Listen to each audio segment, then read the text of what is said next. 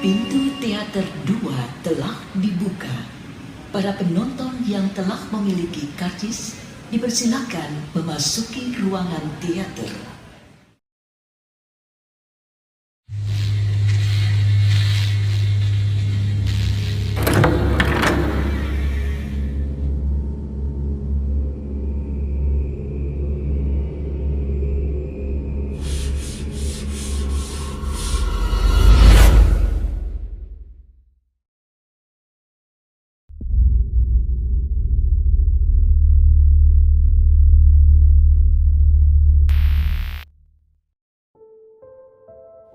Sore itu Mas Aryo meminta kepadaku untuk tidak kemana-mana.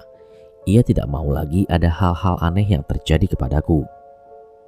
Pantai es yang memang sejak dulu dikenal oleh para warga sekitar sebagai pusat dari gerbang pantai utara ini seringkali memberikan pertanda-pertanda kepada orang-orang tertentu. Sejak saat di mana pantai itu dipercaya sebagai gerbang masuk menuju sebuah istana kerajaan pantai utara, banyak orang-orang yang memiliki niat tidak baik untuk menjadikan tempat itu sebagai tempat pemujaan. Hari itu juga aku kembali diselamatkan. Berkat pertolongan Allah Subhanahu wa Ta'ala, aku tidak dijadikan tumbal. Mungkin jika aku berangkat ke pantai itu tanpa sepengetahuan Mas Aryo, jasad dan sukmaku bisa saja akan menghilang dan dijadikan tumbal oleh seseorang yang melakukan praktek pesugihan. Alhasil aku pun mendapatkan banyak sekali pelajaran terkait perjalanan yang baru saja aku dapatkan. Yang pasti aku juga berhasil mengungkapkan mitos dari sebuah kampung yang disebut dengan kampung pesugihan yang berada di salah satu desa yang ada di kota P. Kampung ini sama seperti halnya dengan kampung-kampung yang lain, namun yang membedakan tiap blok dari kampung ini memiliki pesugihan yang berbeda-beda.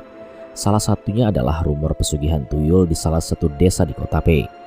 Pesugihan ini diambil dari salah satu keluarga yang memiliki cerita kelam yang sangat mengerikan. Sebut saja Pak Surip. Keluarga Pak Surip memang hidup pas-pasan. Ia hanya seorang petani yang memiliki sebidang tanah yang tidak terlalu luas. Seringkali dirinya mengeluh karena penghasilannya tidak setara dengan kebutuhannya. Apalagi untuk kebutuhan sehari-harinya, Pak Surip sampai rela untuk meminjam uang ke orang lain. Namun semuanya berubah. Semenjak Pak Surip melakukan perjanjian dengan salah satu dukun, hidupnya semakin kaya raya. Segala kebutuhannya dapat ia selesaikan. Ia juga mampu membayar seluruh hutang-hutangnya yang telah lalu. Bahkan semenjak Pak Surip menjadi kaya raya, banyak orang yang berdatangan hanya untuk mendapatkan rahasia dari kekayaannya itu sendiri dan rahasia untuk menjadi kaya raya. Versi Pak Surip adalah dengan memelihara tuyul di rumahnya. Semenjak dirinya memelihara tuyul, ditambah lagi segala keinginannya yang terdahulu bisa terpenuhi dengan sekejap. Percaya atau tidak percaya, Pak Surip dengan gampangnya melakukan pesugihan jenis ini karena persyaratan yang dianggap sangat mudah dan tidak ribet. Bisa dibilang pesugihan yang dilakukan oleh Pak Surip tidak memerlukan tumbal atau apapun yang terkait dengan kematian. Persyaratannya hanya tuyul itu harus diberi wadah. Yang dimaksud dengan wadah di sini adalah si tuyul itu harus disusui setiap hari. Dan secara kebetulan Pak Surip memiliki seorang istri bernama Ibu Nita. Pak Surip ingin menjadikan Bu Nita sebagai wadah dari tuyul itu sendiri. Menurut Ikin, Pak Surip tidak memberitahukan kepada istrinya kalau dia akan melakukan pesugihan tuyul itu kepada istrinya. Berawal dari Bu Nita yang tiap malam mengeluh karena payudaranya seperti diremas-remas oleh sesuatu.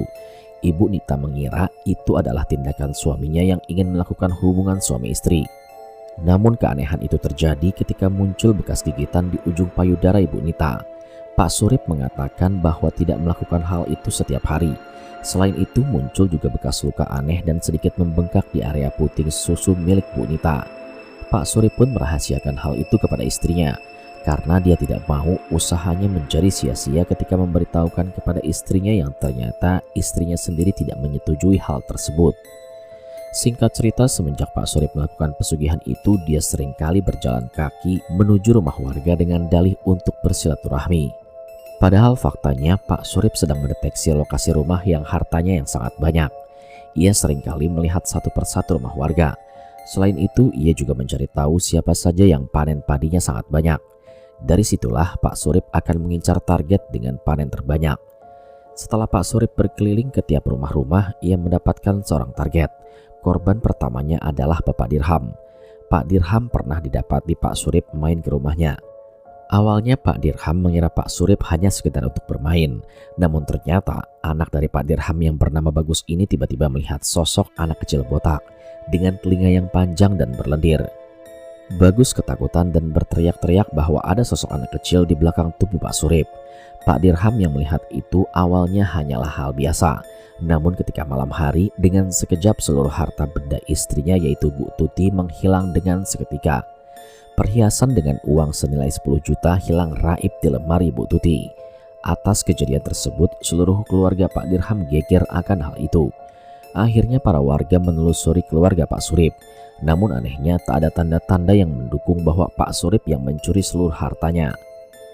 Warga kemudian beramai-ramai mendatangi rumah Pak Surip dan mereka menuntut kepada Pak Surip bahwa dialah dalang dari kehilangan uang dan perhiasan milik Pak Dirham dan Ibu Tuti. Namun sebelum para warga berdatangan menuju rumahnya, Pak Surip memberitahukan kepada istrinya untuk berlindung dan menghindari dari kejaran warga. "Bu, kamu pakai mantel yang besar ya jika warga berdatangan," ucap Pak Surip. "Loh, emangnya kenapa Pak?" tanya Bu Nita. "Udah Bu, pakai aja," pinta Pak Surip. Akhirnya Bu Nita pun menggunakan mantel besar yang ia miliki. Tepat setelah Bu Nita menggunakan mantel besar itu, seluruh warga berdatangan. Mereka menuntut pertanggungjawaban atas hilangnya uang dan perhiasan milik Pak Dirham dan Ibu Tuti. Warga yang emosi terlebih dahulu langsung meminta kepada yang lain untuk segera membakar rumah Pak Surip. "Alah, udah bakar aja rumahnya," teriak warga. "Kampung ini harus bersih dari pesugihan," jelas warga yang lain. Namun sebelum para warga membakar rumahnya, akhirnya Pak Surip dan Bu Nita pun keluar. Mereka terkejut ketika banyak warga mengangkat arit, golok, dan obor untuk mengepung keduanya. Sebentar, ada apa ini?" tanya Pak Surip. "Alah, sudah Pak, jangan banyak bicara. Kalian berdua melakukan pesugihan kan?" tanya warga. "Apa buktinya?" tanya Pak Surip. Dibawalah Bagus anak Pak Dirham untuk mencari tuyul itu. Pak Dirham akhirnya menyuruh Bagus untuk mencari tuyul yang dia maksud itu. "Nak, coba kamu cari, ada nggak tuyulnya?" pinta Pak Dirham. Akhirnya Bagus pun dipersilakan untuk masuk ke seluruh ruangan rumah. Namun ketika dia mengecek ke seluruh ruangan, Bagus tidak menemukan tuyul tersebut. "Ada nggak tuyulnya?" tanya Pak Dirham. "Gak ada Pak." Para warga pun mulai kebingungan. Mereka saling bertanya-tanya, bagaimana bisa Bagus salah melihat tuyul tersebut. "Gak ada bukti kan?" tanya Pak Surip. Bu Nita menarik baju Pak Surip dan mengatakan hal yang mengejutkan. "Pak, payudaraku sakit Pak," jelas Bu Nita. "Tahan sedikit, tunggu warga bubar," pinta Pak Surip. Ternyata Pak Surip menyuruh Bu Nita menggunakan mantel yang besar adalah untuk menutupi si tuyul dari pandangan Bagus. Akan tetapi tuyul yang disembunyikan di dalam mantel tersebut malah menggigit puting payudara dari Bu Nita. Dan untungnya bersama dengan itu para warga pun membubarkan diri. Rencana Pak Surip berhasil dengan mulus. Namun setelah kejadian itu, istrinya menjadi sakit-sakitan tidak jelas. Sudah diperiksa kemana-mana tapi tetap saja tak ada tanda-tanda kesembuhan. Lambat laun Pak Surip merasakan hal yang tidak nyaman dengan kondisi istrinya. Dia pun bingung karena si tuyul ini selalu mengeluh meminta kebiasaan buruknya yaitu menyusui kepada istrinya. Percaya atau tidak percaya, Pak Surip marah akan hal itu. Dia bahkan sempat memukuli si tuyul karena telah membuat istrinya terjatuh sakit. Puncak kemarahan dari Pak Surip adalah ketika dia memutuskan kontrak itu kepada si tuyul demi menyelamatkan istrinya. Pak Surip sendiri benar-benar merasa bersalah karena telah membuat istrinya menderita. Kontrak pemutusan hubungan antara Pak Surip dengan si tuyul itu berhasil dilaksanakan. Pak Surip tak lagi melakukan pesugihan tuyul demi menyelamatkan istrinya. Namun imbasnya adalah seluruh harta yang didapatkan dari hasil pesugihan tersebut ludes terbakar. Pak Surip kembali jatuh miskin. Anehnya tuyul yang diputuskan kontraknya oleh Pak Surip menangis di ujung desa. Orang yang pertama kali menemukan hal ini adalah Ikin. Ikin melihat tuyul milik Pak Surip sedang menangis. Dan setelah ditanya mengapa, tuyul itu menjawab karena tidak boleh menyusui Bu Nita lagi. Kisah itu adalah yang aku dapatkan sewaktu kegagalanku menuju pantai es. Sebenarnya ada banyak cerita lagi yang akan aku tuliskan. Namun entah mengapa selama aku menulis tulisan itu, aku rasa tak ada yang beres dengan keadaan kamar. Kamar rasanya menjadi panas. Beberapa kali juga terdengar desisan ular. Mungkin aku sendiri telah banyak mengungkap misteri dari pantai utara beserta dengan mitos-mitos yang berada di dalamnya. Dan pada hari itu juga, di 3 bulan pertamaku bekerja dan menempati rumah yang disebut dengan Griyo Sewu Demit, aku selalu mendapatkan gangguan-gangguan aneh. Berawal dari ajakan teman-teman yang berasal dari Yogyakarta dan juga Solo, aku ingin menghadiri acara buka bersama saat itu. Kebetulan acara itu hanya buka bersama dan tak ada acara lain selain ngobrol santai sambil membahas kinerja dan planning kerja ke depannya. Aku berangkat dari kantor menuju Yogyakarta menggunakan kereta. Sempat terbersit di dalam pikiranku untuk selalu mengadakan agenda keluar kota agar pikiranku lebih fresh dan melupakan semua kejadian yang sudah terjadi di kantor. Tepat jam 2 siang, aku dan beberapa teman lainnya menuju ke sebuah rumah yang konon katanya 10 tahun tidak pernah dihuni. Agaknya rumah itu sama seperti pada umumnya yang kebetulan berada di tengah-tengah perumahan yang padat. Hanya saja saat aku memasuki rumah tersebut, aku merasa hawa rumah itu berbeda daripada umumnya. Hening, sepi, sunyi dan seperti berada di tengah hutan. Anehnya hembusan angin juga bertiup ramah di rumah tersebut. Aku berpikir rumah itu memang memiliki ventilasi yang banyak. Dan terlebih lagi beberapa kali aku menemukan dedaunan yang berada di dalam rumah tersebut. Pada saat aku meminta kepada Mas Indra, orang yang menjaga rumah itu, untuk menuju ke kamar mandi, Mas Indra pun merekomendasikan sebuah kamar mandi yang berada di lantai 2. Entah mengapa aku sendiri agak ragu, sepertinya ada sesuatu yang sudah menungguku di sana. Dan bentar saja, saat aku melangkah menyusuri lantai 2 rumah itu, tiba-tiba dari sebuah kamar muncul sosok wanita dengan sekujur tubuh yang berwarna hitam. Ia hanya mengintip di daun pintu, namun dengan cepat ia bersembunyi lagi. Aku tidak bisa berkata apa-apa. Aku hanya tutup mulut dan enggan menceritakan hal ini kepada Mas Indra karena merasa tidak enak. Kebetulan Mas Indra sendiri menunjukkan kamar mandi yang berada di kamar tempat sosok wanita dengan sekujur tubuh berwarna hitam legam itu mengintip. "Mas, anterin dong mas," ucapku. "Loh, kenapa mas?" "Gak mas, gak apa-apa."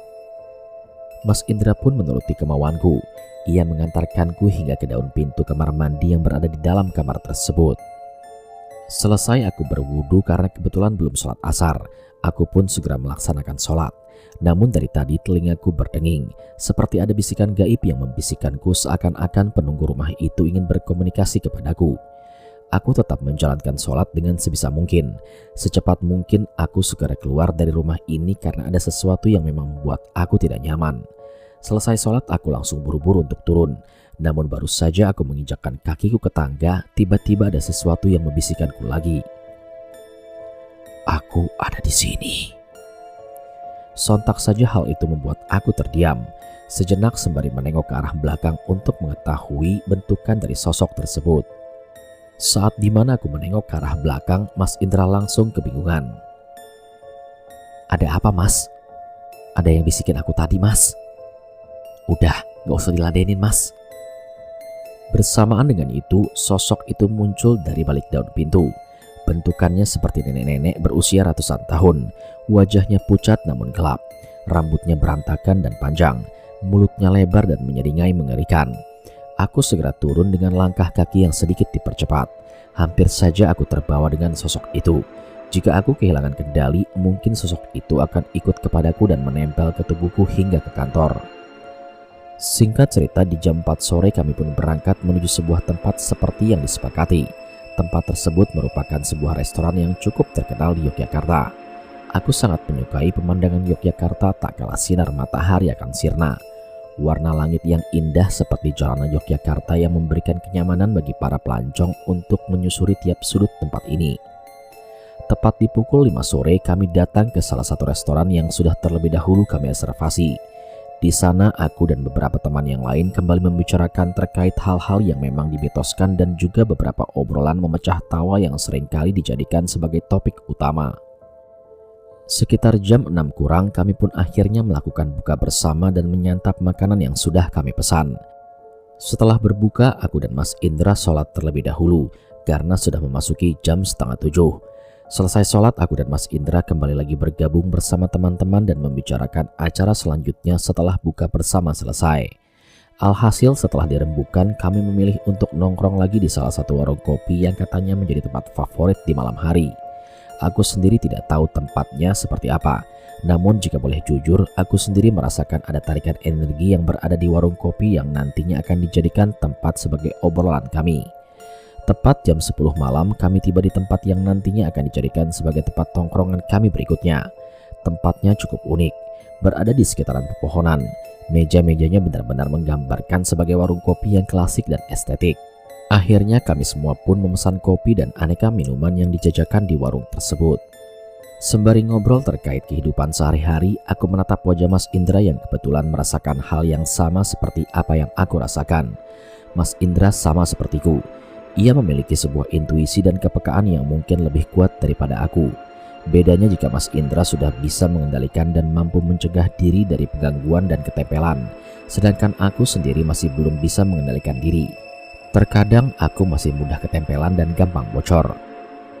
Awalnya kami hanya membahas pembahasan yang umum dan tidak menyangkut kepada masalah mitos dan lain sebagainya. Namun entah mengapa ketika pemilik warung itu ikut bergabung, suasana menjadi berubah. Aku merasakan ada gesekan energi yang sangat kencang. Dan benar saja, pemilik dari warung tersebut dulunya adalah seorang abdi dari Keraton Yogyakarta. Dia seperti memahamiku. Aku yang menghindari kontakan mata darinya, tetap saja pemilik warung itu memberikan pertanyaan-pertanyaan yang selalu menyudutkanku. Mas, aku tahu, kamu bisa lihat apa yang ada di belakangku kan? Aku masih terdiam. Sembari menatap Mas Indra dan yang lainnya, aku menahan sebisa mungkin untuk tidak menggubris semua perkataannya. Di belakangku ada apa aja, Mas? Aku masih membungkam diri. Berat rasanya untuk menceritakan hal tersebut kepada pemilik warung yang mungkin saja ini menjadi sebuah tantangan terbaruku. Dan yang terakhir, saat dirinya terus memaksa aku untuk bisa menceritakan lebih detail kepada sosok penjaga yang berada di belakangnya, tubuhku langsung melemas sewaktu menatap wajahnya. Lagi-lagi aku kehilangan kendali. Aku tidak mampu melihat apapun. Yang aku tahu, aku mendapati seorang pria yang mengenakan pakaian ala keraton. Ia menarik tanganku menuju sebuah tempat dan memberitahuku terkait apa yang terjadi di masa depan. Akan aku tunjukkan sesuatu kepadamu, nak, ucap pria yang menggunakan pakaian ala keraton itu. Aku hanya terdiam, tubuhku tidak bisa merespon sama sekali. Apakah aku berada di dimensi lain? Semuanya tampak gelap, hanya ada cahaya di satu ruangan bersamaan dengan sebuah benda seperti peti yang berukuran kubus dan di dalamnya terdapat sebuah rahasia. Peganglah keris ini. Sewaktu-waktu kamu akan mengungkapkan sejarah hanya dalam satu sentuhan. Insya Allah, ucap pria tersebut. Aku pun memegang keris tersebut, dan saat tanganku menyentuh keris itu, aku langsung terbawa ke suatu zaman di mana aku melihat penyebaran agama Islam yang dilakukan oleh orang-orang terdahulu. Pasukan berkuda dan seorang yang berada di sana. Aku mengenalinya. Ia mirip seperti orang yang sekarang berada di sampingku.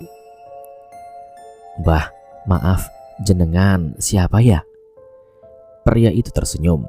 Dia memberikan sebuah nama yang membuat sekujur tubuhku merinding hebat. Aku Amangkurat I. Tubuhku langsung merespon apa yang baru saja beliau katakan. Bersamaan dengan itu, seorang wanita yang berada di belakangnya langsung menyapa. Aku akan ikut dan menjagamu sampai ke pantai utara. Tubuhmu sangat harum, ucap seorang wanita yang menampakkan dirinya sebagai Simbah Putri. Tak lama kemudian tubuhku disentuh oleh Mas Indra.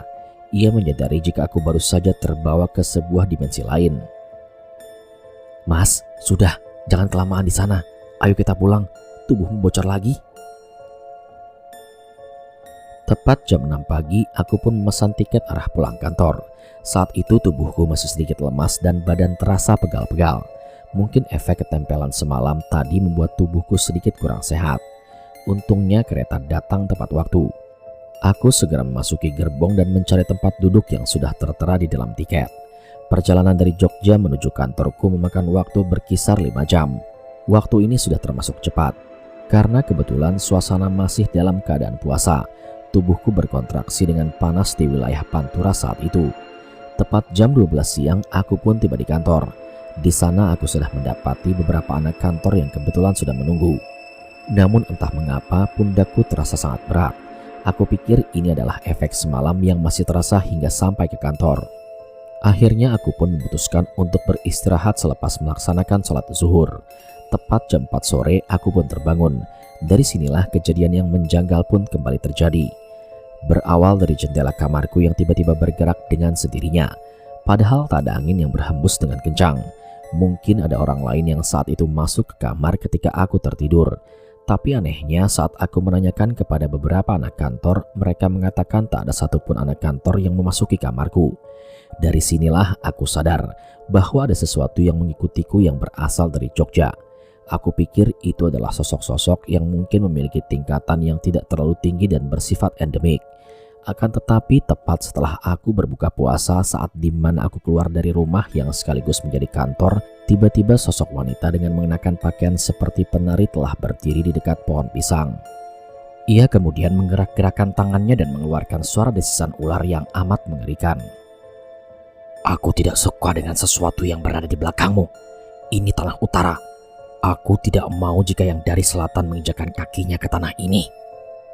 Bersamaan dengan itu, jendela rumah langsung bergerak dengan sendirinya. Kursi yang semula diam kini bergerak seperti ada bentrokan energi terkait apa yang berada di belakangku saat ini dengan sosok penari yang ada di pepohonan pisang itu. Aku pun segera mengambil handphone dan menelpon bapak. Aku sadar ada yang tidak beres dengan gangguan semacam ini. Saat aku telepon bapak dengan video call, arah kamera masih berada di belakang. Dan saat aku menggantinya ke arah depan, bapak langsung terkejut. Tunggu, arahin ke kamera yang belakang, ucap bapak dengan tegas. Aku pun mengarahkan lagi kamera tersebut ke arah belakang. Tepat saat dimana aku mengarahkan kamera ke arah belakang, bapak pun langsung mengatakan sesuatu. Kamu habis dari mana? Tanya bapak. Dari Jogja, pak. Walah, pantes. Pantes kenapa, pak? Yang di utara marah karena kamu bawa sesuatu dari Jogja. Siapa, pak? Bapak pun langsung mengatakan sosok yang berada di pantai utara. Bagian dari Dewi Lanjar tidak menyukai kehadiran Simbah Putri yang berada di belakangmu itu. Mengetahui hal tersebut, aku pun langsung meminta kepada bapak untuk membantuku. Bapak pun segera menyuruhku untuk pulang ke rumah agar aku tidak mendapatkan gangguan lagi di sana. 3 hari setelahnya aku pun meminta izin kepada Pak Hartawan untuk pulang ke rumah dengan alasan untuk berlebaran di sana. Untungnya Pak Hartawan membolehkanku untuk pulang lebih cepat mengingat aku adalah orang yang satu-satunya secara lokasi sangat jauh dari kantor. Singkat cerita, setibanya aku di rumah, aku langsung disuruh oleh bapak untuk membaca bacaan yang telah bapak aku berikan.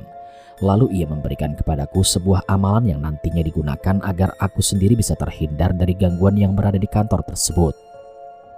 Namun sejujurnya aku masih belum paham mengapa rumah tersebut memiliki penghuni yang sangat banyak hingga aku menyebutnya sebagai Griyo Sewu Demit. Bapak pun menjelaskan secara rinci terkait rumah tersebut. Di dalam rumah itu sendiri terdapat orang-orang yang beraneka ragam bentuknya.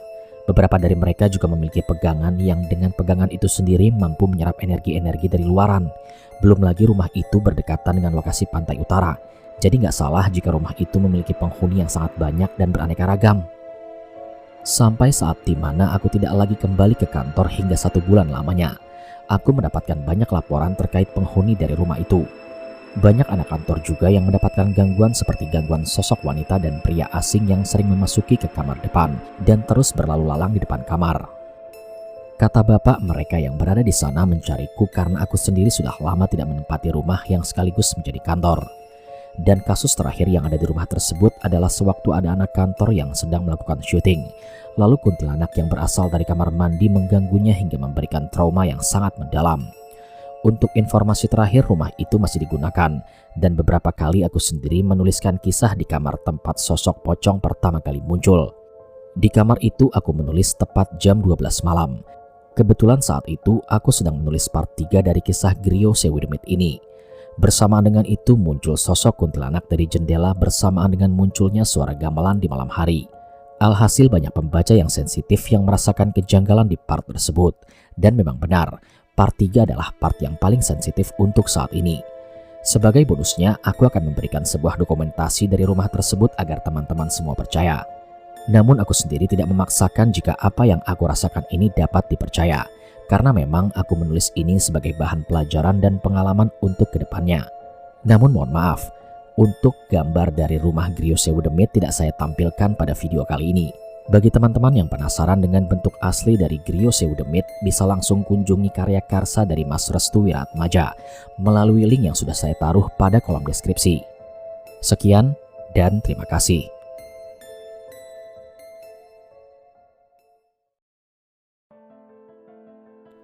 Sekian cerita Griyo Sewu Demit. Terima kasih kepada teman-teman yang sudah setia menyimak cerita ini dari part 1 sampai part 7. Mohon maaf karena cerita ini lama sekali tertunda.